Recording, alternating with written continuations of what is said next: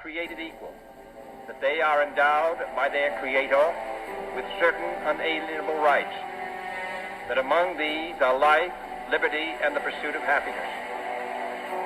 That on the first day of January AD 1863, all persons held as slaves within any state or designated part of a state, the people whereof shall then be in rebellion against the United States, shall be then, thenceforward, and forever free.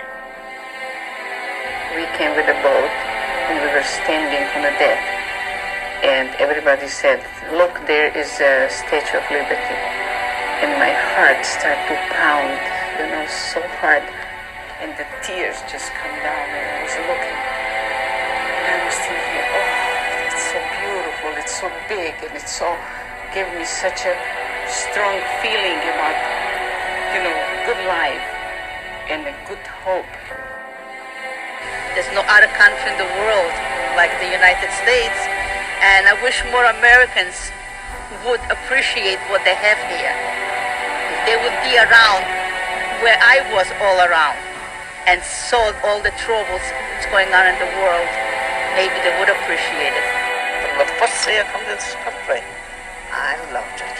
The first thing that we put on broken-handed, I was thinking on the day 35 years ago I came through there. I was broken-hearted as much as you want to come to America, but that's leaving all your family behind, I think, and wondering how you're going to do in the big city. But I'm very happy to come to America.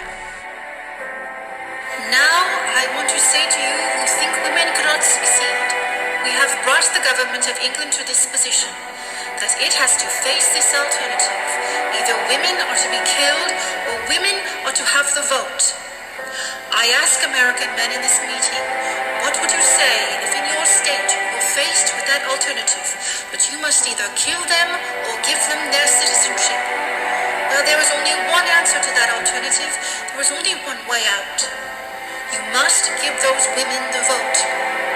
You won your freedom in America when you had the revolution, by bloodshed, by sacrificing human life. You won the Civil War by the sacrifice of human life when you decided to emancipate the Negro. You have left it to women in your land. The men of all civilized countries have left it to women to work out their own salvation. That is the way in which we women of England are doing. Human life, for us, is sacred.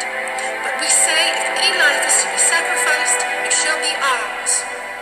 We won't do it ourselves, but we will put the enemy in the position where they will have to choose between giving us freedom or giving us death. Soldiers, sailors, and airmen of the Allied Expeditionary Force, you are about to embark upon the great crusade toward which we have striven these many months. The eyes of the world are upon you. The hopes and prayers of liberty-loving people everywhere march with you.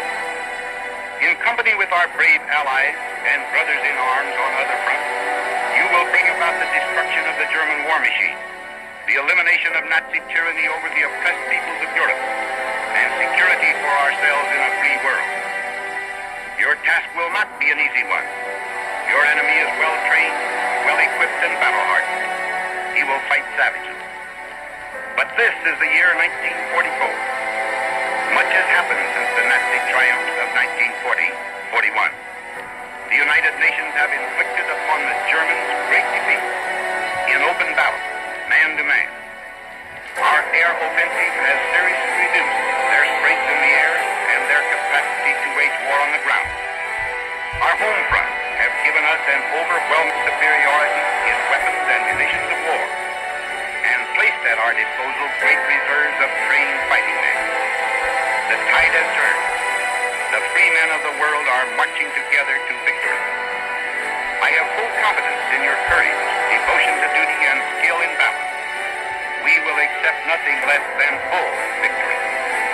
Good luck, and let us all beseech the blessing of Almighty God upon this great and noble undertaking. I am happy to join with you today in what will go down in history as the greatest demonstration for freedom in the history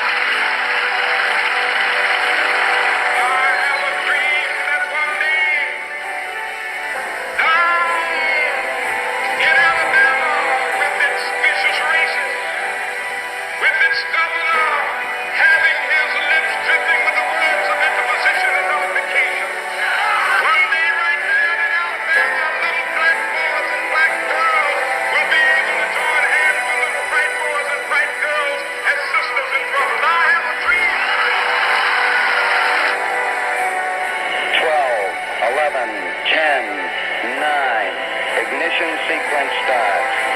6, 5, 4, 3, 2, 1, 0. All engine running. Liftoff. We have a liftoff. 32 minutes past the hour. Liftoff on Apollo 11. Tower cleared.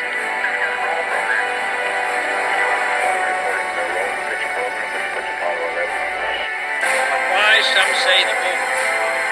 Why choose this as our goal? And they may well ask, why climb the highest mountain? Why 35 years ago, fly the Atlantic? Why does Rice play Texas? We choose to go to the moon. We choose to go to the moon.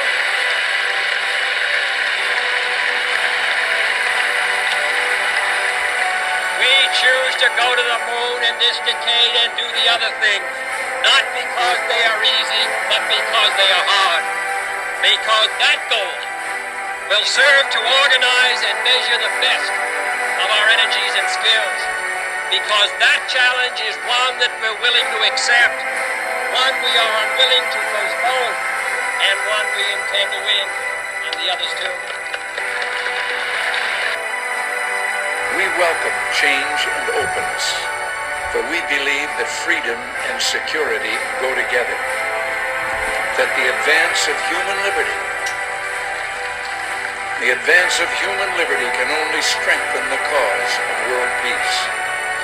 There is one sign the Soviets can make that would be unmistakable, that would advance dramatically the cause of freedom and peace.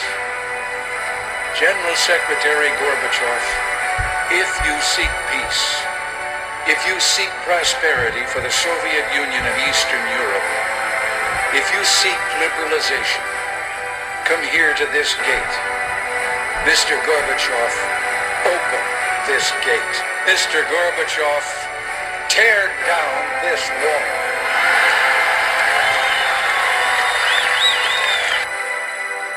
Today's ruling from the Supreme Court affirms what millions across this country already know to be true in our hearts. Our love is equal. That the 4 words etched onto the front of the Supreme Court, equal justice under law, apply to us, too. All Americans deserve equal dignity, respect, and treatment when it comes to the recognition of our relationships and families. Now, at long last, Ohio will recognize our marriage, and most important, marriage equality will come to every state across our country. It's my hope that the term gay marriage will soon be a thing of the past, that from this day forward, it will simply be marriage, and our nation will be better off because of it. I also hope that this decision has a profound effect in reducing the stigma, the hurt, the alienation, and discrimination that LGBT people all too often feel when we live our lives openly and authentically. This morning, the Supreme Court recognized that the Constitution guarantees marriage equality. In doing so, they've reaffirmed that all Americans are entitled to the equal protection of the law. That all people should be treated equally, regardless of who they are or who they love.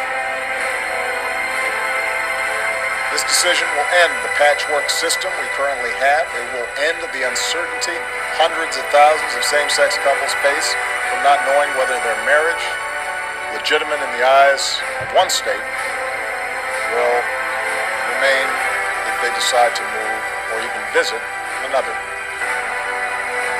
This ruling will strengthen all of our communities by offering to all loving same-sex couples the dignity of marriage across this great land. Milkman stopped waving and narrowed his eyes. He could just make out Guitar's head and shoulders in the dark. You want my life? Milkman was not shouting now. You need it here. Without wiping away the tears, taking a deep breath, or even bending his knees, he leaped, his feet and bright as a lodestar. He wheeled toward Guitar, and it did not matter which one of them would give up his ghost in the killing arms of his brother. For now he knew what Shalimar knew. If you surrendered to the air, You could ride